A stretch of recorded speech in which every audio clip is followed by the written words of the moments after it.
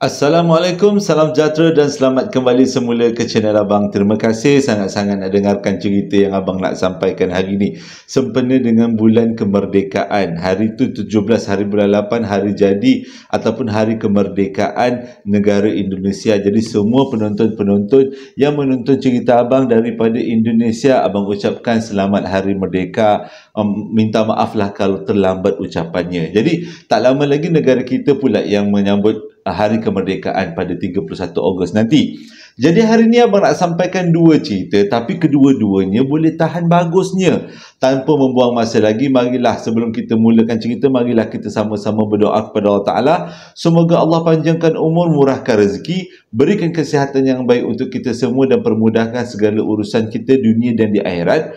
Semoga Allah memberikan syurga buat mak ayah kita dan memberikan keamanan untuk kita satu dunia, terutama untuk Malaysia, sebab kita nak merdeka tahun bulan ni kan. Amin ya rabbal alamin. Jadi tanpa membuang masa lagi, Abang akan mulakan cerita kali ini dengan a'udzubillahi minasyaitonirrajim. Bismillahirrahmanirrahim. Allahumma salli ala sayyidina Muhammad wa ala ali sayyidina Muhammad.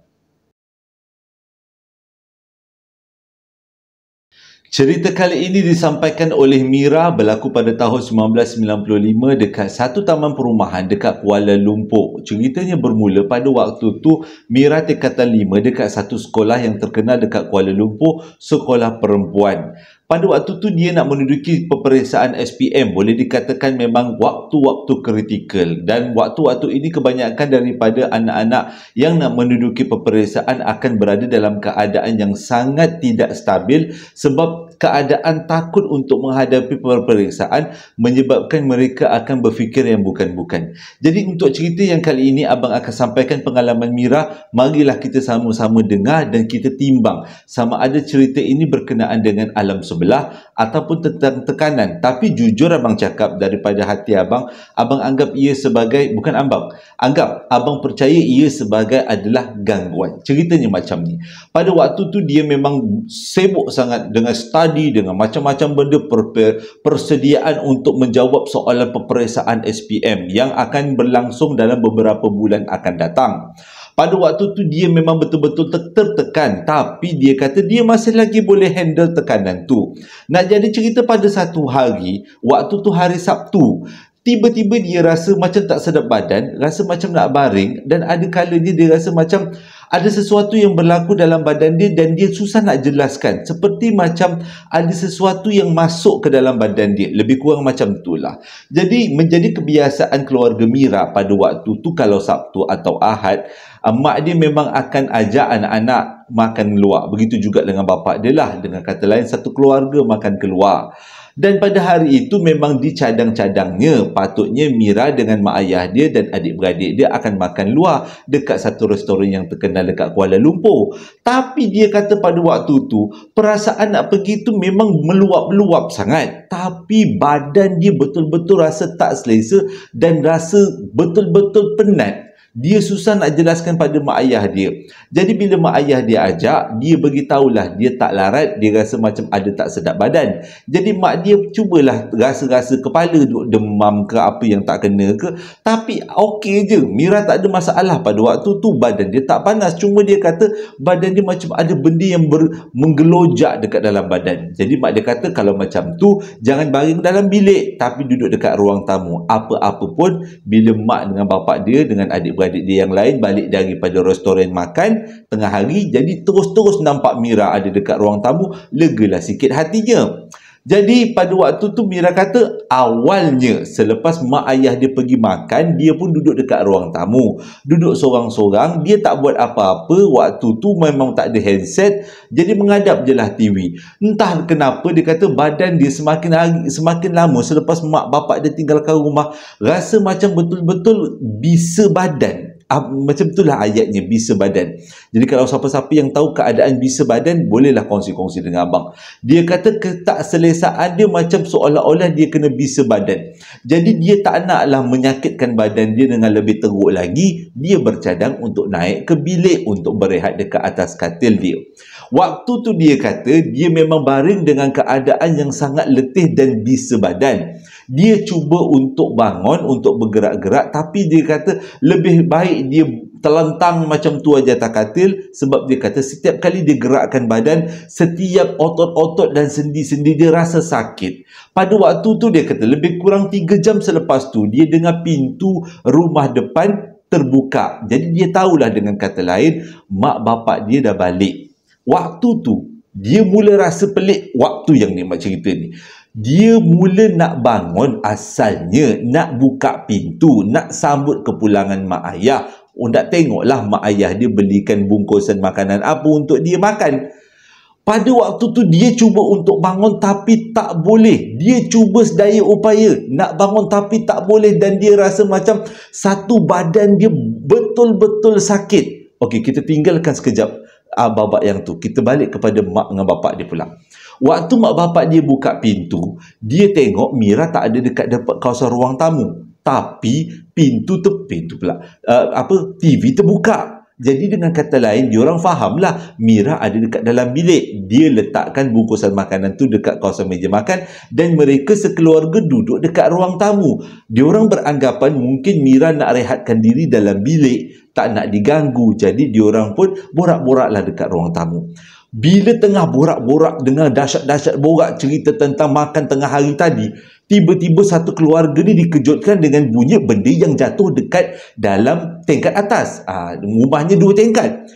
Diorang dengar tiba-tiba bunyi benda jatuh dari tingkat atas. Jadi diorang ni semua, baik mak, baik bapak dan adik-beradik yang lain, terus berlari ke arah tangga dan naik ke bilik untuk cari datang daripada mana punca benda macam bunyi benda jatuh. Tapi memang jelas bunyi benda tu jatuh daripada bilik Mira. Okey, kita berbalik semula ke Mira. Mira pada waktu tu dia cuba bangun, tapi badan dia tak larat. Dia rasa kaki dia betul-betul lemah dan dia pun terjatuh. Pada waktu dia terjatuh tu, dia rasa sesuatu benda yang jarang dan tak pernah berlaku, iaitu dia terberak. Abang tak tahu lah sesuai ke ayat ni, tapi dia terbuang air besar yang banyak sangat. Pada waktu tu badan dia terlungkup, maksudnya mukanya menghadap ke lantai. Terlungkup macam ni lah kan. Muka dia menghadap ke lantai, dan tiba-tiba dia dengar pintu biliknya terbuka dan mak bapak dia menjerit. Terutama mak dia lah. Kalau bapak dia menjerit, pelik pula kan. Tapi mak dia menjerit sampai adik-beradik lelaki yang lain semua beristighfar. Pada waktu tu Mira agak malu sebab dia kata dia terberak. Dia rasa macam malunya sebab sebagai seorang anak dara kan, yang dah besar, terberak tu bukan benda yang baik. Jadi dia cuba untuk gerakkan badan, tapi mak dia terus palingkan badan dia dan mak dia pangku dia, letak kepala dia dekat atas peha mak dia. Pada waktu tu Mira dah blur. Dia terberak. Apa masalahnya sekarang ni?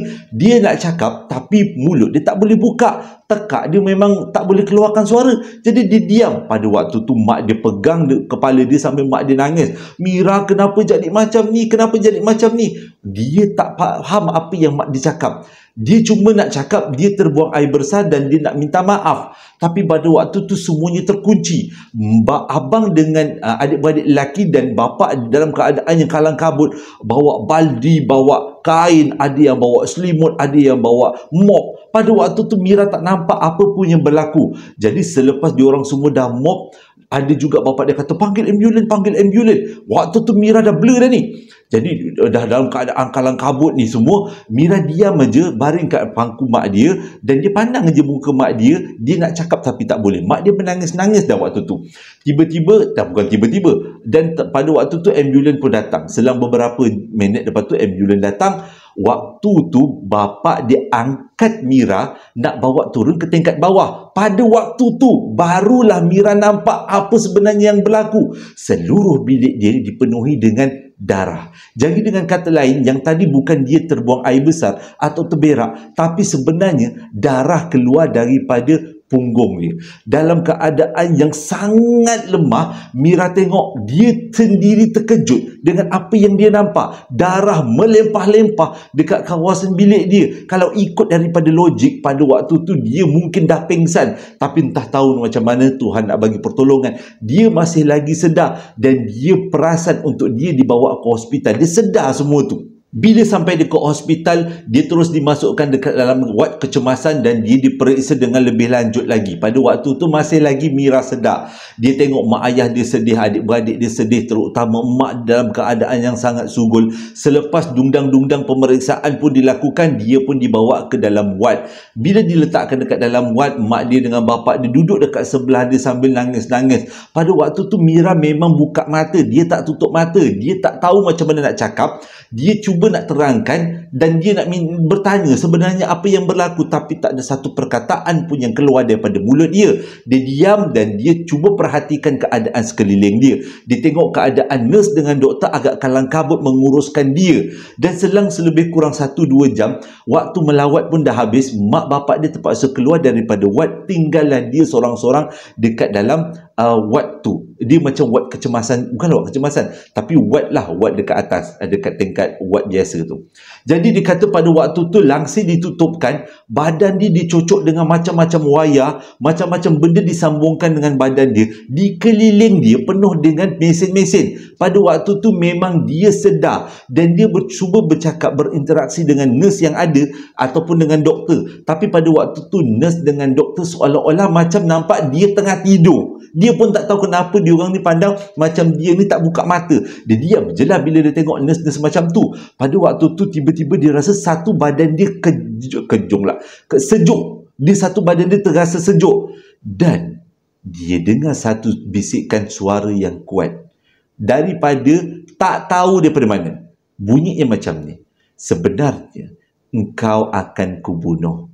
Akan kuhantar doktor dan nurse untuk buatkan kau mati dalam bilik wad ini.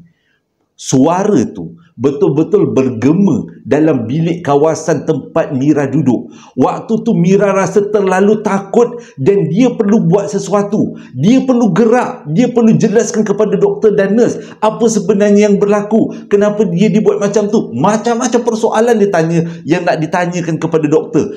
Entah macam mana dia kata dia dapat kekuatan luar biasa. Dia boleh bangun dan dia tarik semua nurse-nurse, apalah nurse pula. Dia tarik semua jarum-jarum dan wayar-wayar yang berbelit dekat badan dia sampai tercabut-cabut, terkeluar darah. Dan pada waktu tu nurse dengan doktor berterabur pergi bilik dia dan cuba tenangkan dia. Entahlah dia kata dia tengok muka doktor dengan nurse semuanya dah bertukar menjadi bertanduk. Dia tak nampak macam doktor dengan nurse yang biasa, tapi dia nampak makhluk-makhluk bertanduk yang cuba untuk bunuh dia. Padahal pada waktu tu dia kata, dia memang pada awalnya nampak doktor, tapi sekarang dia nampak benda-benda yang dia nampak tu seolah-olah macam nak bunuh dia.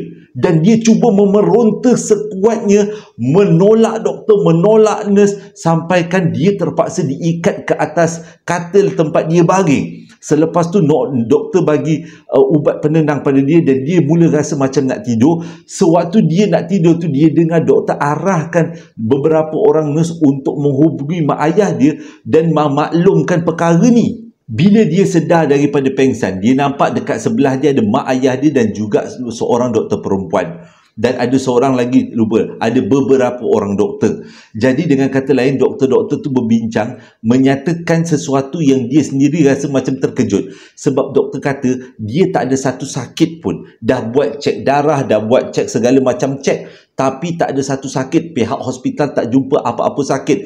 Mungkin dia kata, ada yang kata kanser ataupun ada yang kata ketidakstabilan hormon. Tapi berdasarkan perbincangan doktor-doktor tu dekat depan mak ayah dia, memang pasti dia tak ada apa-apa penyakit. Dan salah seorang daripada doktor perempuan tu berkata sesuatu kepada emak Mira, iaitu, "Kak, anak akak ni bukan penyakit sebarangan. Lebih baik akak bawa balik dan ubat kampung. Kami dekat sini dekat hospital dah habis ikhtiar. Kalau nak duduk dekat hospital ni lama-lama pun kami tak boleh nak buat apa sebab anak akak memang sihat, tak ada apa-apa masalah." Pada waktu tu Mira betul-betul sedar apa yang doktor tu cakap. Bila doktor tu cakap yang dia ada sesuatu yang janggal, iaitu penyakit-penyakit daripada alam sebelah, dia pun cuba ingat balik apa yang dia buat dalam 2-3 hari sebelum tu. Tapi tak ada apa benda yang pelik pun. Cuma dalam beberapa minggu sebelum tu dia ada bergaduh dengan seseorang, iaitu kawan dia, kawan satu kelas dia.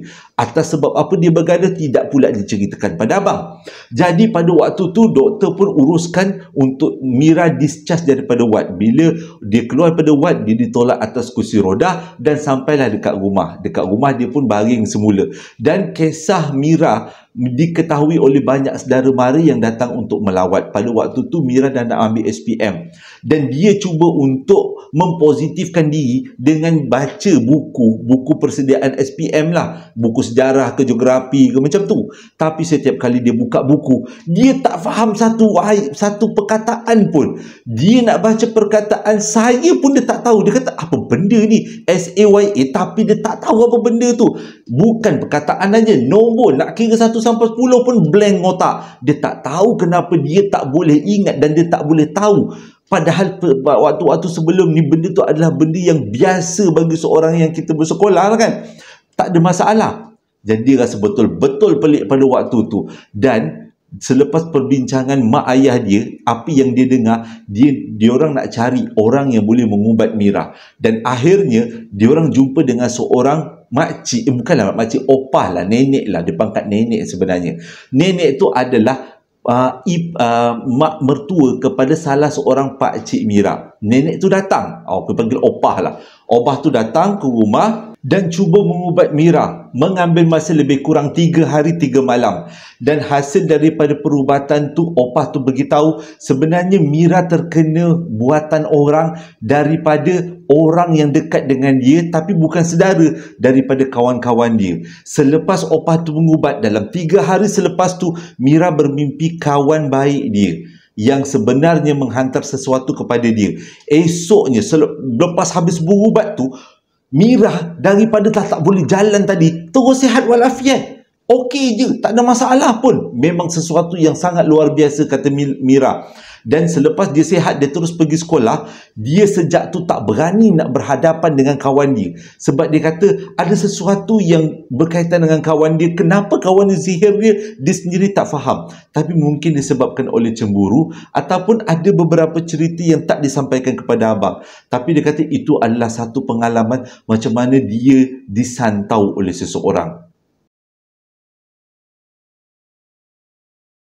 Cerita yang seterusnya disampaikan oleh seorang kakak yang bernama Kak D. Tapi untuk memudahkan cerita, abang letak namanya D sahaja.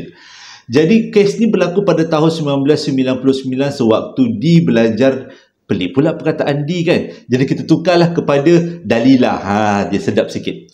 Jadi ceritanya berlaku pada tahun 1999. Waktu tu Dalila tengah belajar dekat satu universiti dekat selatan tanah air. Tapi abang tahu universitinya, cuma tak nak dia beritahu kat mana lokasi universiti tu. Pada waktu tu dia berumur 22 tahun dan dia belajar dekat universiti tu sebab ambil master, bukan ambil ijazah sarjana muda, ke satu peringkat yang lebih atas lagi lah. Jadi nak jadikan cerita, dekat kawasan universiti tu, asrama lelaki dengan asrama perempuan memang agak jauh terpisah. Lelaki punya asrama dekat belakang kawasan universiti, tapi perempuan punya asrama dekat depan punya universiti. Berbelit abang cakap ni. Jadi dengan kata lain, kalau masuk dekat dalam kawasan universiti tu akan jumpa asrama perempuan dulu, baru jumpa asrama lelaki. Dalam satu bilik ada 3 orang. Jadi dalam bilik tu 3 orang, 3-3 perempuan, dan selalunya mereka akan diletakkan dalam kursus yang sama sebab memudahkan untuk pelajar-pelajar buat ulang kaji sama-sama.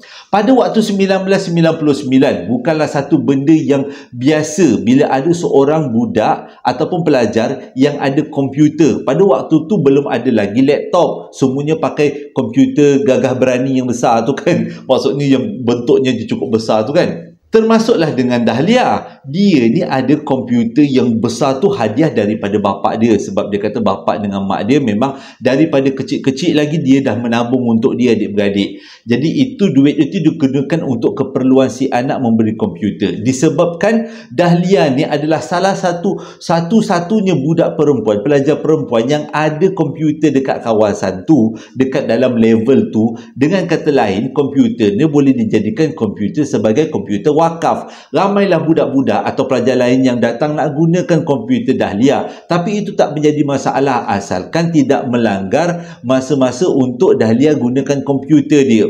Jadi yang paling bahagia adalah roommate kepada Dahlia sebab mereka boleh gunakan komputer tanpa perlu pergi ataupun minta izin dan tak payah susah-susah nak pergi ke pusat komputer dekat universiti tu. Okey. Jadi selalunya Dahlia akan gunakan komputer tu dulu. Contohnya kalau dia guna komputer daripada pukul 8 malam sampai pukul 10 malam. Daripada 10 malam dan ke atas barulah budak-budak bilik dia yang guna ataupun budak-budak lorong dia yang guna. Dengan kata lain, dia memang sangat bagus. Dia kata dia tak kisah berkongsi sebab memang nak dapatkan komputer pada waktu tu memang sangat susah. Nak jadi cerita pada satu malam, dia pun tak tahu sebenarnya asrama dia ni adalah asrama yang sangat menyeramkan. Dia okey je duduk dekat situ. Tak pernah pula dia dengar benda-benda pelik. Sebab dia kata kebanyakan kalau orang cerita pelik, dia selalu larikan diri, dia tak nak dengar. Kalau dia dengar nanti dengan dia sekali takut. Nak jadi cerita pada satu hari, dia kena buat assignment dan assignment dia cukup panjang. Jadi daripada pukul 9.30 malam, dia buat kerja dekat komputer dia tu, gigih sampailah menjejak ke 1 pagi. Pada waktu tu adalah cuti Sabtu Ahad. Dengan kata lain, kebanyakan budak-budak asrama pada waktu tu semua dah balik rumah, dah tak ada dekat asrama. Begitu juga dengan roommate Dahlia. Kalau sebelum ni, waktu-waktu biasa, dia bertiga dalam satu bilik. Tapi pada hujung minggu itu, dia ada 2 orang di satu bilik. Dia dengan seorang lagi. Tapi seorang lagi tu, yang roommate kepada Dahlia tu, dia memang selalunya tidur awal. Sebabnya dia kata, lebih-lebih lagi kalau waktu-waktu cuti sekolah. Waktu cuti asrama. Sebab dia kata kalau dia tidur awal, dia boleh bangun awal. Tapi pada malam tu, tak bolehlah Dahlia nak tidur awal sangat. Sebab dia kena siapkan assignment dia. Dan assignment tu dah lah panjang susah. Memakan masa 2-3 hari untuk dihabiskan. Kalau dia tak korbankan masa tidur dia, memang tak siap lah kan. Nak jadi ceritanya pula pada malam tu, hujan kat luar anginnya kuat. Dan Dahlia ambil keputusan untuk tutup semua tingkap-tingkap. Tingkap tu pula diperbuat daripada nako. Bukan. Tingkap pula adalah jenis tingkap nako. Dengan kata lain, kalau ditutup rapat-rapat, memang angin tak akan masuk. Selepas angin, dihujanilah pula dengan ribut taufan, gerugang-gerugang. Waktu tu masih jam menunjukkan pukul 10 malam. Tak adalah takut lagi. Walaupun keadaan asrama pada waktu tu betul-betul tengah sunyi. Memang tak ada budak-budak tengah cuti. Cuti Sabtu Ahad ke cuti semester. Macam tu lah. Jadi dia kata dia tengah-tengah buat kerja tu, tiba-tiba berlaku satu benda yang dia sendiri tak jangka. Langsir yang sepatutnya tak bergerak, tiba-tiba langsir tu seperti macam diselak sesuatu. Terbuka, krap, macam tu. Lepas tu langsir tu tertutup balik, krap, macam tu. Bila kita yang pada waktu tu dekat bilik, tengok keadaan langsir buka tutup, dengan tingkapnya kita dah tutup rapat, walaupun dekat luar tu hujan lebat, kita mesti anggap mula-mula kita bolehlah husnuzon. Kata benda tu sebenarnya angin taufan. Salah, angin yang bertiup. Tapi kalau dah lama-lama terbuka tutup. Apa angin taufan yang buat kat situ memang tak akan adalah. Jadi Dahlia ambil keputusan. Nak tak nak, dia kata dia tak boleh jadi macam ni. Kalau dia buat kerja dalam keadaan dia sendiri takut, dia rasa dia punya kerja memang tak begitu bagus akan dihasilkan. Jadi dia ambil keputusan. Dia tengok kawan dia dah tidur, dia pun masuk tidur. Masuk dekat selimut. Jadi dekat selimut tu, dekat dalam selimut tu, dia tengok langsir tu terbuka tertutup. Memang pelik, susah nak dijelaskan. Pada tahun tu tak ada komputer. Salah. Tak ada telefon. Kalau ada telefon, dah boleh dia ambil gambar ke, ambil video ke. Tapi tak ada telefon pada waktu tu. Jadi dia tengoklah benda tu buka tutup. Lah apa benda pula ni, dia kata buka tutup. Angin tak ada, ribut tak ada. Ribut kat luar, ribut dalam bilik tak ada. Tapi kenapa langsir tu terselak, terbuka tertutup. Dia dalam keadaan selimut yang menyelubung satu badan tu, dia tengok aja ke arah tingkap tu. Walaupun kedudukan dia dengan tingkap tu agak jauh sikit. Mujur dia kata, jauh sikit. Jadi dia tengok kat tingkap tu. Kot dia kata yang keluar tupai ke, musang ke, apa benda ke. At least dia bolehlah jengit minta tolong kan. Tapi yang keluar sebenarnya benda lain. Tengah-tengah dia tenung ke arah langsir yang terbuka tertutup. Tiba-tiba langsir tu betul-betul terbuka luas. sampai kedudukan tingkap, semua keadaan tingkap boleh dilihat. Dekat luar betul-betul gelap. Walaupun tingkap tu luarnya adalah koridor, tapi memang tak ada pun suara budak ke ataupun suara apa yang berjalan dekat situ, tak ada. Tiba-tiba, dengan tingkap nakul yang tak terbuka, Dahlia nampak satu tangan hitam masuk ke dalam bilik dia dan cuba mencapai badan dia. Seolah-olah dia tahu Dahlia belum tidur. Pada waktu tu Dahlia nak jerit, tapi nafas dengan suara dia tersekat dekat kerongkong. Dia tak boleh nak keluarkan suara dia. Dia cuba juga tapi gagal. Akhirnya dia kata dia cuba untuk menjerit walaupun dia tahu dia akan gagal. Sebab dia nampak tangan tu betul-betul panjang. Dia bukan tangan orang, dia kata. Tangan tu bergerak-gerak tapi keadaan tangan tu cukup panjang nak mencapai dia. Dan tiba-tiba dia jerit sekuat hati. Sedar-sedar dah subuh. Pelik dia kata. Waktu tu dia ingat dia mimpi tau. Waktu tu dia ingat dia mimpi. Jadi bila dia terbangun subuh tu, aku mimpi ke tidak tadi? Aku mimpi ke tidak tadi tu? Jadi dia pun bangun, dia tengok kawan dia pun dah siap-siap bangun subuh. Dia tanya dengan kawan dia, tadi aku tidur ke? Aku mimpi ke? Dia kata, kau dengar tak aku jerit? Dia kata, tak dengar aku jerit. Jadi dia tengok keadaan slipper, dia tengok keadaan bantal, dia tengok keadaan kerusi. Adakah yang terjadi pada malam tadi adalah betul-betul mimpi ataupun bukan mimpi? Tapi berdasarkan kepada kedudukan semua peralatan dan tempat-tempat yang dia tengok, memang bukan mimpi. Malam tadi yang dia nampak adalah tangan yang panjang. Tapi mungkin dia kata, sebabkan kita ni tengah belajar, Allah Ta'ala nak tolong. Waktu dia menjerit tu, mungkin waktu tu dia terus blackout, dia terus pengsan. Sedar-sedar aja dia dah terbangun daripada tidur sebab dia dengar azan subuh. Itu je. Tapi dia yakin apa yang dia tengok malam tadi tu bukanlah benda-benda yang biasa, tapi benda-benda daripada luar biasa, daripada alam sebelah, dan bukan mimpi. Dia sanggup bersumpah, dia kata. Selepas kejadian malam pertama, dia dah mula berhati-hati. Mula-mulanya dia nak cerita dengan kawan baik dia yang satu bilik dengan dia ni. Tapi dia fikir kalau dia cerita dengan kawan baik dia, dengan kawan baik dia tu memang super duper penakut berbanding dengan dia.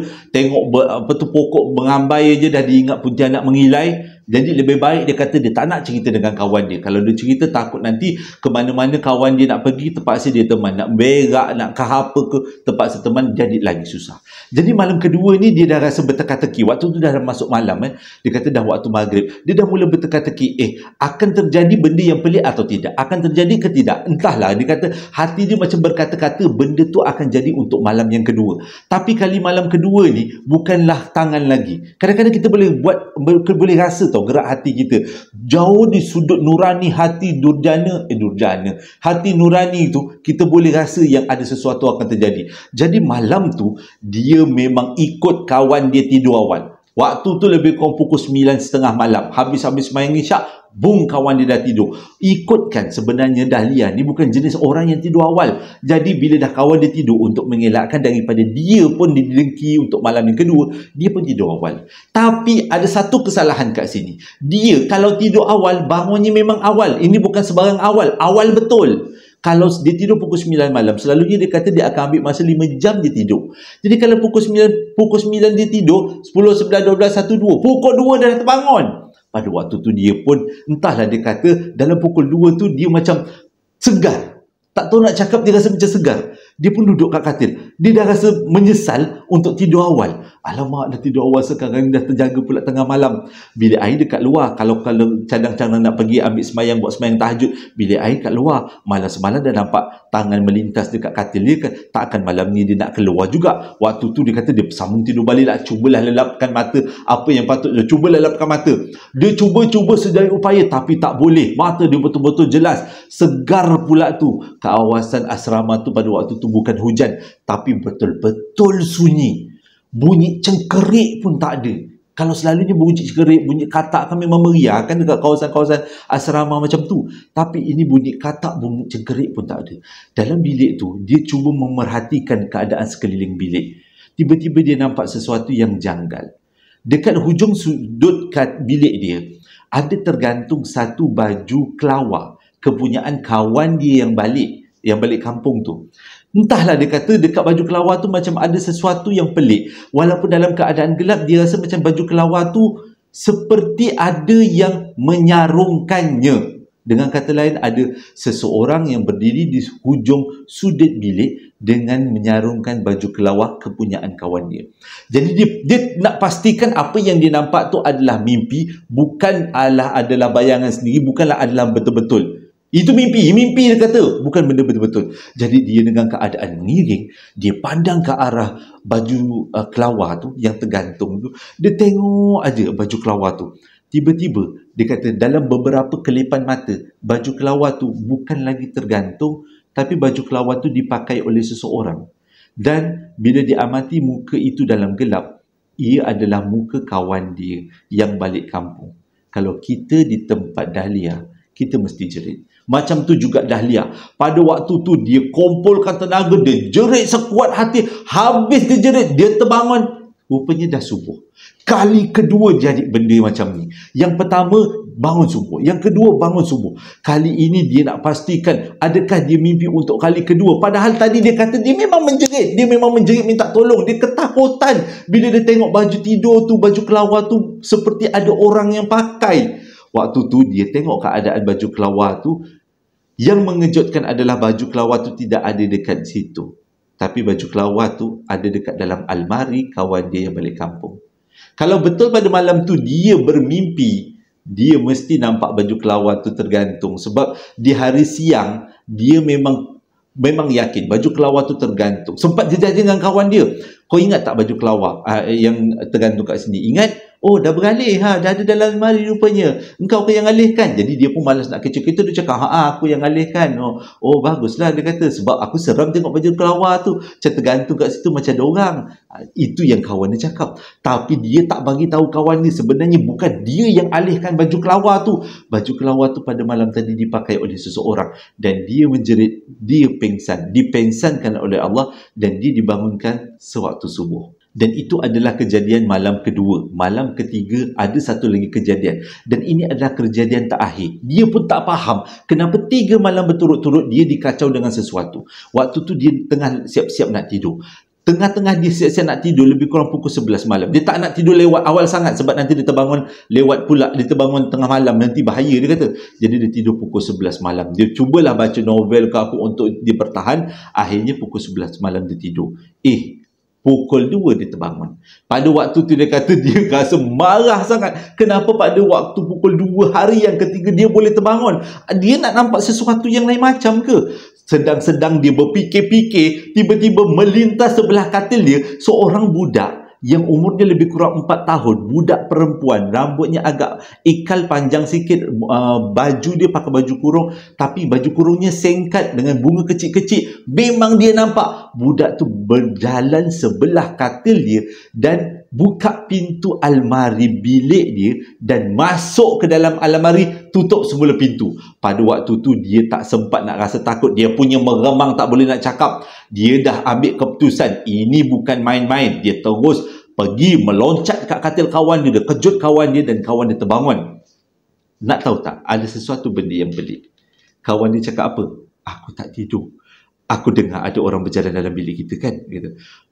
Aku dengar ada orang masuk dalam almari bilik kita kan? Dah kenapa kalau kau dah tahu macam tu, kenapa kau tak bangun? Kau pandang aku. Sebenarnya aku takut nak buka mata, tapi aku dengar apa yang berlaku. Aku tahu itu bukan kau yang berjalan. Sebab bunyi tapak tu berlainan daripada bunyi tapak kaki kau.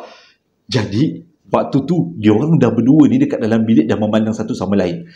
Diorang kedua-duanya tahu budak yang berjalan dekat dalam bilik tu masuk dekat dalam almari. Nak tak nak, untuk mengelakkan diorang rasa lebih takut, diorang perlu buka almari tu. Jadi diorang berpakat, berpegang tangan, diorang pergi nyalakan lampu dulu. Bila bilik tu dah terang, kedua-dua Dahlia dan kawan dia berdiri dekat depan almari dan dengan kiraan 1, 2, 3 pintu almari terbuka. Bila pintu almari terbuka, tak ada apa-apa pun dalam almari. Waktu tu, lebih kurang pukul 1 pagi. Nak tak nak, dia kata dalam keadaan hati dia yang dah ketakutan, dia dengan roommate dia nak pergi bilik lain. Semua orang balik kampung. Dia orang berdua pergi ke bilik air, ambil air sembahyang. Malam tu juga baca Yasin. Habis 1 Yasin, barulah dia orang tidur. Jadi bila besoknya, rupanya selama duduk dekat bilik tu, si kawan Dahlia dah banyak kali juga kena dengki. Jadi dia orang berdua ni bercerita dengan kawan-kawan lain dan bertanyalah dengan abang-abang dan kakak-kakak sini. Tak kata dengan abang kan tak. Abang bukan duduk bilik tu kan. Bahaya kalau abang duduk bilik tu. Maksudnya dia tanya dengan kakak-kakak senior. Tapi tak ada seorang pun kakak-kakak senior yang tahu tentang bilik tu.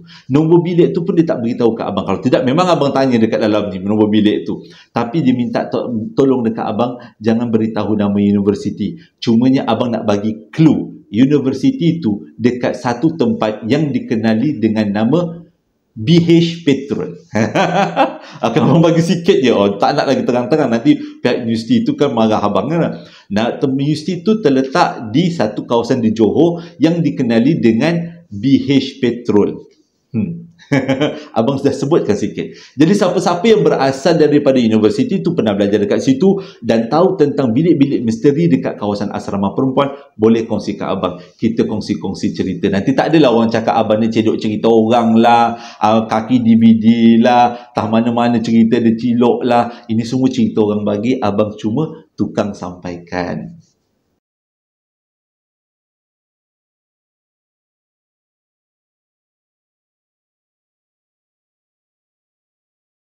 Terima kasih dengarkan cerita yang abang sampaikan hari ini. Jadi sebelum abang tamatkan cerita, ada beberapa ucapan hari jadi yang abang nak sampaikan. Yang pertama datangnya daripada Bonda Junaidah. Dia nak ucapkan selamat hari jadi buat anaknya yang jatuh pada 15 hari bulan 8. Selamat hari jadi buat anak anda Muhammad Iqbal Izzat dengan ucapan semoga panjang umur, dimurahkan rezeki, diberikan kesihatan yang baik dan dipermudahkan segala urusan dunia dan di akhirat dan menjadi insan yang cemerlang akan datang. Ucapan hari jadi yang kedua datangnya daripada seorang suami yang bernama Zuhairi, yang mana dia nak ucapkan selamat hari jadi buat dirinya sendiri dan juga buat isterinya sebab dua-dua di mereka ni lahir pada bulan 8. Dia nak ucapkan selamat hari jadi buat isterinya yang tercinta yang bernama Atirah Siddiq yang hari jadinya jatuh pada 4 hari bulan 8 dengan ucapan terima kasih menjadi isteri yang sangat cemerlang, gemilang dan selalu mengembirakan abang.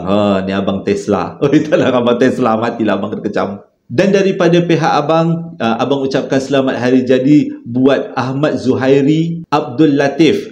Itu adalah suami kepada Atirah tadi dengan ucapan selamat hari jadi buat kalian berdua. Semoga kalian menjadi pasangan yang ideal hingga ke syurga dan semoga kalian berdua diberikan rezeki yang melimpah ruah dan juga diberikan kemudahan dalam segala urusan serta umur yang panjang. Ucapan hari jadi yang ketiga datangnya daripada seorang isteri yang bernama Syazri Atirah. Dia nak ucapkan selamat hari jadi buat suaminya yang bernama Muhammad Sulhan yang jatuh pada 12 hari bulan 8 dengan ucapan selamat hari jadi buat suamiku. Bukan suami abang, tapi suami Syazri Atirah ni lah. Dengan ucapan selamat hari jadi, semoga dipanjangkan umur, dimurahkan rezeki, sentiasa diberikan kesihatan yang baik dan dipermudahkan segala urusan. Terima kasih menjadi suami yang sangat menggembirakan hati. Selamat hari jadi abang nak ucapkan buat Aina Azrin yang mana hari jadinya jatuh pada 19 hari bulan 8 dengan ucapan selamat hari jadi Aina. Semoga dipanjangkan umur, dimurahkan rezeki dan sentiasa dirahmati Allah dan diberikan rezeki yang melimpah ruah. Ucapan hari jadi yang seterusnya datang daripada seorang bonda yang bernama Hani Hasni. Dia nak ucapkan hari jadi buat anak bongsunya yang hari jadinya jatuh pada 4 hari bulan 8 dengan ucapan selamat hari jadi buat anak bongsuku. Semoga menjadi insan yang cemerlang di masa akan datang, dipanjangkan umur, dimurahkan rezeki dan diberikan kesihatan yang baik serta dipermudahkan segala urusan. Ucapan hari jadi yang seterusnya datang daripada seseorang yang bernama Ruby Damin. Dia nak ucapkan selamat hari jadi buat makciknya yang bernama Rafidah Musa yang hari jadinya jatuh pada 2 hari bulan 8 hari itu dengan ucapan selamat hari jadi buat makcik. Semoga Allah sentiasa merahmati makcik dengan rezeki yang melimpah ruah dan dipermudahkan segala urusan dan kesihatan yang baik. Terima kasih sangat-sangat dengarkan cerita yang abang sampaikan dan siapa yang nak beli sambal lara, perapan sati dan juga coklat moist masih lagi abang jual. Boleh tekan link yang abang sediakan di bawah setiap video dan perapan sati serta sambal lara masih lagi abang buat promosi. Untuk sambal lara beli 3 dapat RM33, untuk perapan sati beli 3 dapat RM80 dan abang akan tutup sempena dengan hari bulan kemerdekaan. Dan terima kasih sangat-sangat dengarkan cerita abang kali ini. Hingga berjumpa lagi dalam 2 hari akan datang. Assalamualaikum warahmatullahi wabarakatuh.